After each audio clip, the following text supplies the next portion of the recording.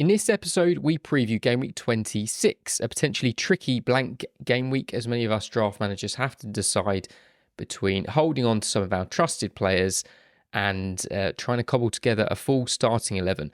Lots of very similar mediocre options to try and sift through this week as we look at those teams that are actually playing. And once again, I will bang the drum for why I think we should already be starting to hoard some Bournemouth assets ASAP. So let's get into it.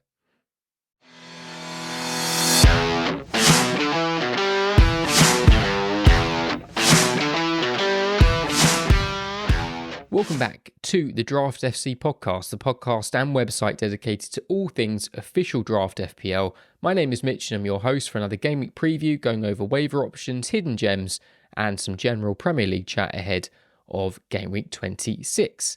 Now, Game Week 25 proper has concluded now. We've still got a couple more games to go. We have got City against Brentford playing later today, and tomorrow Liverpool against Luton. From the sounds of things, I think we're going to see quite a lot of rotation for Liverpool there, and I don't blame them given the injuries and the looming cup final. Over the weekend, though, results went largely as expected. A good result for Wolves getting a win away at Spurs. And you have to give credit to Chelsea as well for holding Manchester City to a point on Saturday night. On Sunday, we saw one of the worst challenges in years from Mason Holgate with a very deserved red card for his assault on Matoma. And if there was some way for him to get longer than just the standard ban, then I think that would be most welcome. Now, I'm recording this episode on Tuesday, the 20th of February, so any team news, injury development info or press conference info are up to date as of then, and of course subject to change. Some of the players I'll be discussing in this episode include pretty much all of the Wolves defence, some Forest attackers again, plus many more, so let's get straight into it. So as always, let's kick things off with Waiver Watch, the main players coming in and out of your draft teams last week. The players coming in were Muniz, who we've mentioned on the pod a couple of times already now, and going to make it a hat-trick this week too. Maguire, Bradley, Reguilon, and Leandro Trossard. They were the players coming in. The players coming out were Callum Wilson, Vardiol, Cunha, Foster, and Szoboszlai, so pretty much all of those injured players making way. Now, in terms of the fixtures, obviously this week is dominated by the blanks. We've been mentioning and prepping them for a few weeks now. Liverpool, Chelsea, Spurs and Luton all blanking because Liverpool and Chelsea will be playing the League Cup final. So this week, many of you will have to decide between fielding a complete 11 of starting players that have a fixture or potentially going short this week for the sake of holding a player or multiple players that you'd rather have down the stretch. Now, it's very difficult to try and encompass all of the ins and outs and potential dilemmas that will be affecting your draft teams. Definitely easier decisions probably to make in head-to-head leagues because you can weigh up the matchup you've got this week. So if you have got, if you predict your opponent's going to have not many starters either, then you could just look to match them, sit tight, hold some of your long-term keepers, and maybe go with 9 or 10 players with a fixture. On the other hand, if it's a really bad matchup and your opponent has got lots of very good options, lots of Arsenal players, Manchester City players, then you could just concede the 3 points and plot for the coming game weeks. So there are so many ways really, and it will all be very individualized to your team and league. But on the whole, I think if there is a way for you to get a starting 11, that would be preferable because I think lots of particularly head-to-head matchups will come down to very, very close calls this week, maybe just 1 or 2 points in it. In terms of the fixtures that are being played this week, Villa have a nice home game against Forest and do follow that up with an away trip to Luton. So you could look at them as a little 2-week punt. Brighton have Everton at home and then follow that up to go away to Fulham. So again, a nice little duo there. Bournemouth, I'm really hot on at the moment. They have Manchester City at home this week. So quite a few will be put off by that fixture. But they follow that up, and I mentioned this last week too, they follow that up with an away trip to Burnley, and then just the dream double game week of Sheffield United and Luton, both at home. And then Wolves away, Everton home, Palace home, Luton away, up until game week 32, before a bit of a trickier run in the last 5 or 6 game weeks where, who cares, we will have dropped them by then. So, I'm going to go through some of their players in a bit more detail in a second. I did the same last week too, but I really do want to hammer home the point that even though it's a really poor fixture this week, just having a starter that gets 1 or 2 points could still make the difference in a very tight head-to-head matchup. So we'll come on to those in just a moment. Wolves are the other very attractive team this week, and looking ahead over the next month or so, I expect lots of their players to be hot on the wavered in list come the weekend. They have a lovely home game against Sheffield United this week. Slightly tricky trip to St James's Park after, but then 2 home games against Fulham and Bournemouth. Now, if this week you were able to stream in a Bournemouth and a Wolves defender, you could play your Wolves defender this week, bench your Bournemouth defender against City if you've got that luxury, then switch them next week when Wolves go to Newcastle. So, and then play the pair of them in game week 28 for a nice little mini rotating pair for the next 3 or 4 weeks, similar to the kind of things we look at the beginning of the season when we're looking at maybe who you're drafting in for your 4th and 5th defenders based on how their fixtures rotate. I think I certainly take my eye off the ball in terms of those little pairings of fixture rotations, particularly for defenders. It's quite easy to just get quite honed in on a single team or a single defender in the fixtures that they have. But I think that, if you could get a Bournemouth and a Wolves defender this week, would really set you up nicely for the next month. Now, last week I had a little injury section. Really, there's only one to cover this week, and that's Diogo Jota, who we're waiting for clarity at the moment, but he's got a knee injury and is set to miss many months by the sounds of it. So unfortunately for those that have him, it sounds like he would be a drop. Now, into the main picks. Always love a goalkeeper to mention, and now, with Palace, not sure how much sway the new manager Glasner had in the starting lineup yesterday in their game against Everton. Not that he had that many options to choose from anyway, but in goal, he did have a couple of options. Obviously, we've seen Dean Henderson playing the last couple of months, but yesterday it was Sam Johnston back between the sticks. So that's just one to keep an eye on. I think if he plays again at the weekend, then I would imagine he's the number one heading into the end of the season. So I know there's been a little bit of goalkeeper merry-go-round in the last month or so, and he could be an option for any of you that are struggling.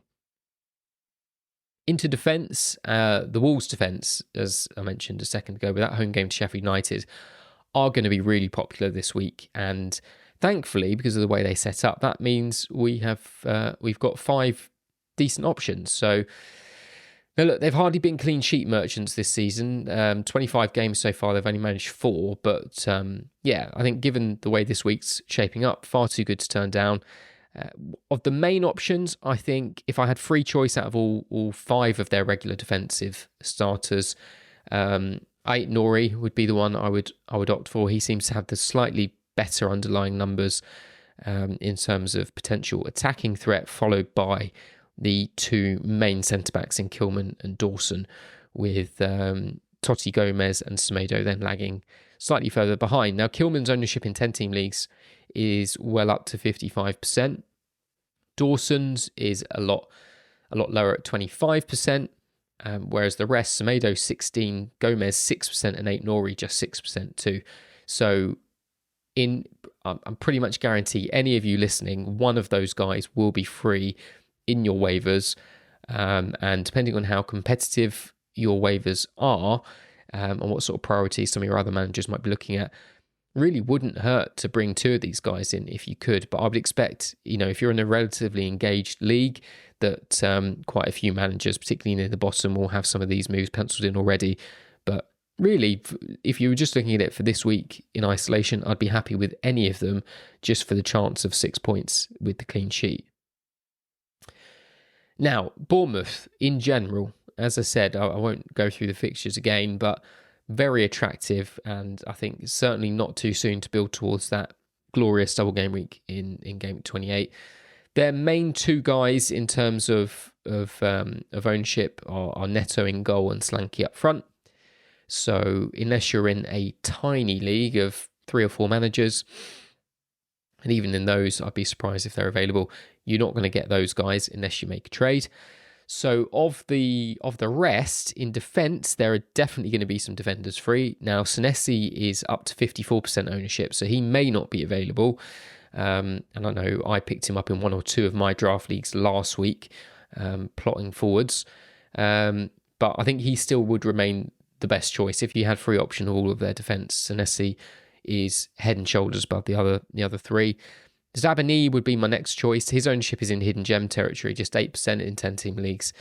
Now you're not getting him in for any dynamite or heroics. It's more just he's going to play 90 minutes, and he would probably play the full 180 minutes in their double game week. Currently, Smith and Kelly seem to be the other 2 in the back 4. We've seen Kirkes a little bit this season, but we can see how things shape up over the next week or 2. But Senesi and Zabani, definitely the safe ones there. Up top, you're then looking at the supporting cast to Solanke. So the central sitting midfielders don't interest me at all. The main 2 options really on your list are going to be Marcus Tavernier and Antoine Semenyo. Now, Semenyo, because he's a striker, his ownership is far higher, is 41% in 10-team leagues. And that's really just a statement of how tight the striker market is, rather than his actual value as a player. Though I do rate him, and he took a lovely goal, really, really nice, clean finish in their draw against Newcastle at the weekend. His non-penalty expected goal involvements per 90 is 0.43, but he does rarely play a full 90.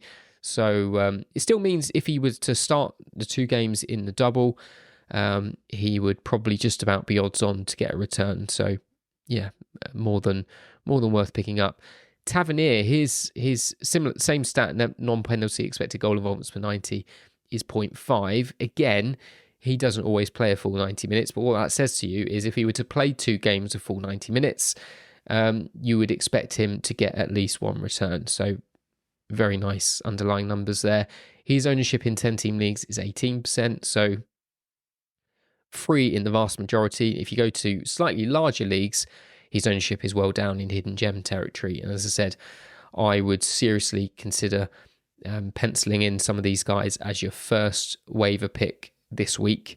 They're fairly likely to start. It may only be 1 or 2 points this week, but the gains you can get in making that investment now, I think, will be well worth the effort.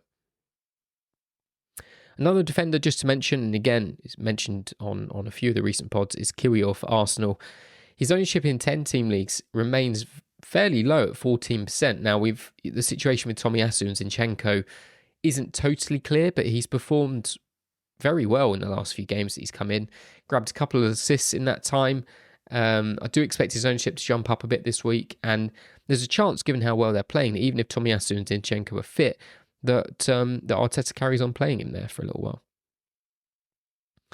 Then we get into the midfield pick, so I don't need to talk about Marcus Tavernier again. We just covered him. I will briefly mention again the trio of Forest attackers that we covered last week too: Elanga, Gibbs-White, and Hudson-Odoi. Some success there for Elanga and Hudson-Odoi in the last game. Their ownership, Elanga's 71%, Gibbs-White 69%, but Hudson-Odoi just 13%. And again, if you go to slightly smaller leagues, he is in hidden gem territory and would be a very nice pickup for this week. Forest this weekend have that home game. Have that away trip to Villa. So they've got a fixture and one that you could be looking at slightly longer term. They do have Luton in a few games' time, Crystal Palace, Fulham. So if you were looking to hold for slightly longer, not the worst, but there are probably some slightly better options if you were purely looking at this week for a 1-week punt. Longstaff is worth mentioning very briefly. He's not one that really grabs me or enthralls me for draft, not least because Newcastle have, is it an away trip? Yeah, they have an away trip to Arsenal this weekend, so you really would just be getting them in at the moment for the sake of a fixture. And the fixtures moving forwards aren't amazing, but if you look at recent form and ownership, I expect many of you will glance at him and consider penciling him in for a waiver this week. Someone slightly more glitzy is Dingra for Brighton. His ownership just 17%, dropped massively. Obviously, he's had a little bit of time away. 2 goals against Sheffield United, I think, will instantly make him a very popular pickup this week. The only thing that puts me off slightly is if you look at his form so far this season, it's very patchy. If he gets an attacking return, it usually takes him 4 or 5 games before he gets another one. He might be someone you put a little bit more longer term stock into, which is fair enough. But do just remember it's very easy to score a couple of goals and look impressive against this Sheffield United side. The other midfielder to make up the supporting cast of very mediocre options this week is Jordan Ayew. Ownership just 15%. A relatively nice fixture for Palace at home to Burnley. I guess we could expect a bit of a new manager bounce.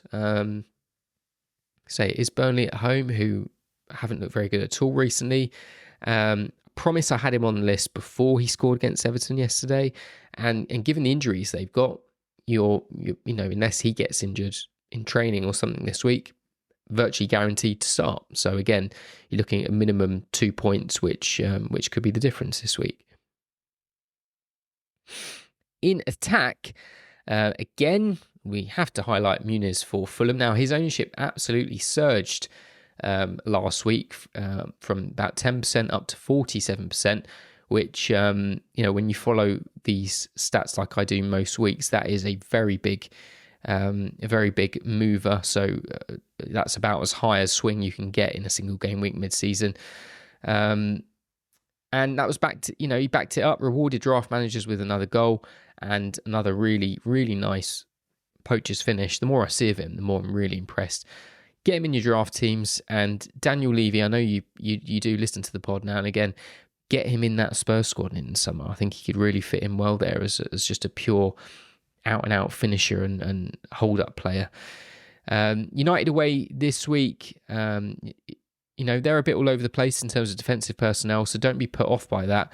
If you've got the opportunity to grab him, he has to be in someone's team. He can't be sat in the waiver pile. And then back to Palace, Mateta, his ownership's fairly decent at 55%, but there's enough availability there. Interestingly, his ownership remains lower than Edouard's, despite very much being the main man in recent months. Now, obviously, we do have to sort of hit the reset button a little bit in terms of who's likely to start moving forwards, but I think we can still expect him to play over Edouard, or at the very least with Edouard, like we saw yesterday. He got another assist on Monday night for Ayew's goal against Everton, and again, I promise you I had him on the list before he got that assist. Into hidden gems. So these are all players with generally less than 10% ownership. The first one is Sarabia for Wolves, a player that's had a little stint in my own draft team this season. Current ownership is 8% in 10-team leagues. He was very lively in the game against Spurs. He did get an assist in that game, and is sort of quietly mounting a relatively decent tally for the season. Obviously, Hwang and Neto are the main guys there, but he's now on 8 attacking returns. He's got 2 goals and 6 assists.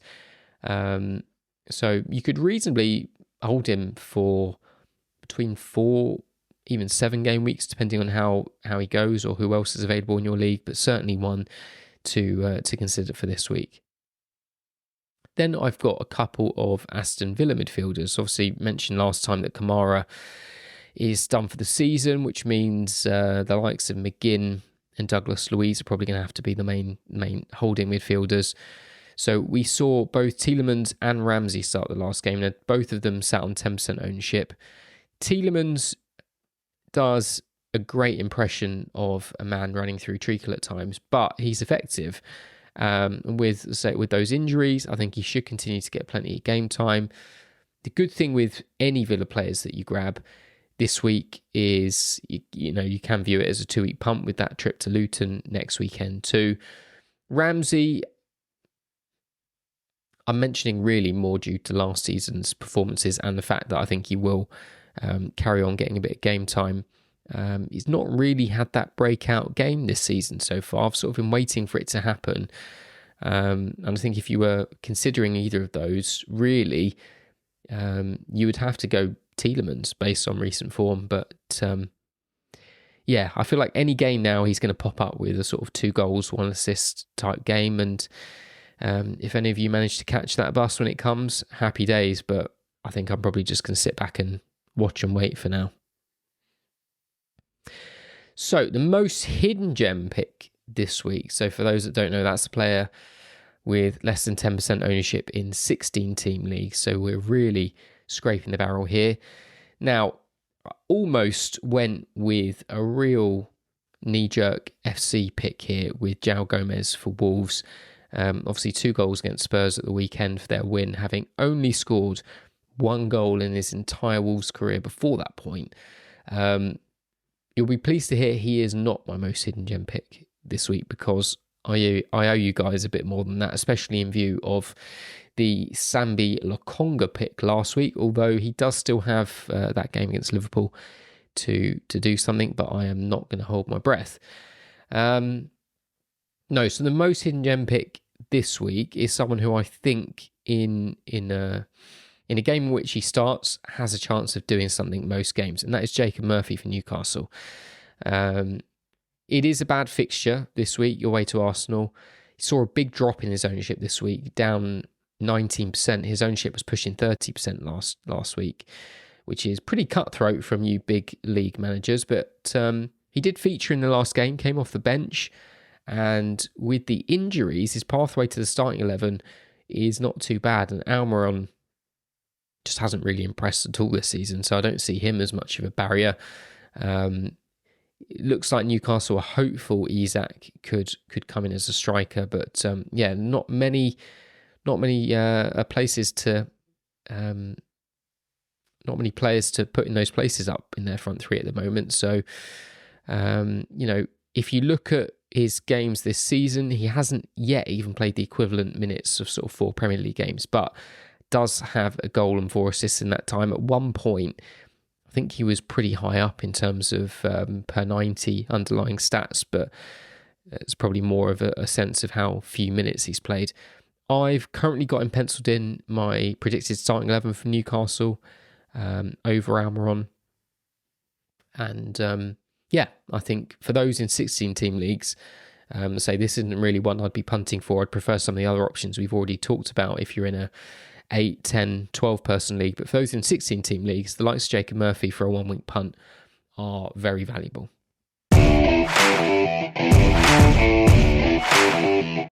So that is it for this episode. A reminder that the waivers will be processed this week at the slightly unusual time of 1:30 lunchtime UK time on Friday the 23rd. That is because there is no early kickoff on Saturday.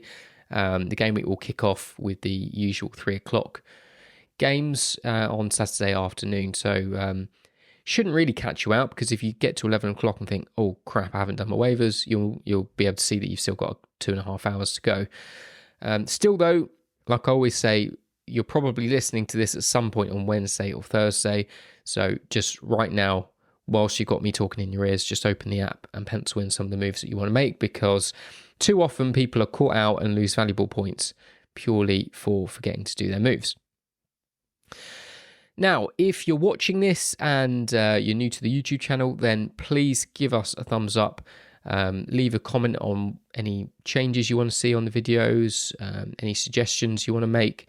We're obviously fairly new to this medium, still feeling our way through. Hit the subscribe button so that you keep up to date with any of the new episodes and new videos as they drop. For those listening, do the same, please. Always helpful to leave us a review if you find the podcast helpful, and make sure you're following or subscribed on whichever platform you listen to. Likewise, for those watching, you'll probably hear from that you can also listen. So make sure you're well signed up and subscribed on all platforms and mediums, so that wherever you happen to find me or want to find me, you can do. Now, of course, For those that haven't, I would urge you to go and check out draftfc.co.uk, the best companion site for official FPL draft managers. We've got all sorts on there, which I talk about every week. And for those of you that haven't tried it before, you can sign up for a month free trial using the code DRAFTFCPOD, which I will try and have flashing up across the bottom of the screen right now if you're watching. So that's DRAFTFCPOD, all one word, gives you a 1 month free trial. For those of you that aren't signed up, those of you that have no interest in signing up, then one thing I would lead you to is on the main homepage site, you can get access to our predicted Premier League lineups. Even, as I said, if you're not signed up, they're publicly available and updated every week. Had reasonably good success with the lineups this weekend. Probably need to keep an eye on that moving forward. There was definitely a bit of success bias there by looking at how well the predictions were, which then made me mark my homework. But it's probably good to keep track of that moving forward so that come the end of the season, we can all judge how the predictions have been. But I know many of you find that helpful. I certainly find that helpful, which is why we started doing them. When I'm doing my waiver prep, I want to know who's going to play. First and foremost, if they're not going to play, there isn't much point really even considering them. Now, for those of you that are signed up and have access to the backside of the site, probably need a better way of describing it than that. For those of you who are signed up in the members area, the predicted lineups will be linked to your draft league. So not only will you be able to see the lineups, all of the ownership stats will be available on there. Their expected points are available on there, and it will highlight which ones are available and which ones are not based on the live data from your draft league. So it makes it even more easy for you to see who to consider. So that is it for this episode. Best of luck ahead of Game 26. As I said at the beginning, there will be lots of quite specific, individualized conundrums based on whether you should drop player X to bring in player Y who's got a fixture this week. And if you want to chat through any of those with me, I'm more than happy to. The easiest place to do that is on Twitter, or X as it now is, and give us a follow at draft_FC and give me a DM on there. I have also realised, because I'm reasonably active on the Reddit forum, that quite a few of you have messaged me on there over the months and I wasn't getting notified, so I'm going to try and get back to you too. So maybe don't use that as an outlet because I don't seem to check that often enough. But give me a shout on there if there's anything you want to chat through. I know lots of you do already, and always happy to hear from a new voice and a new face. So best of luck, and I hope you get everyone you want. And as always, stay sure.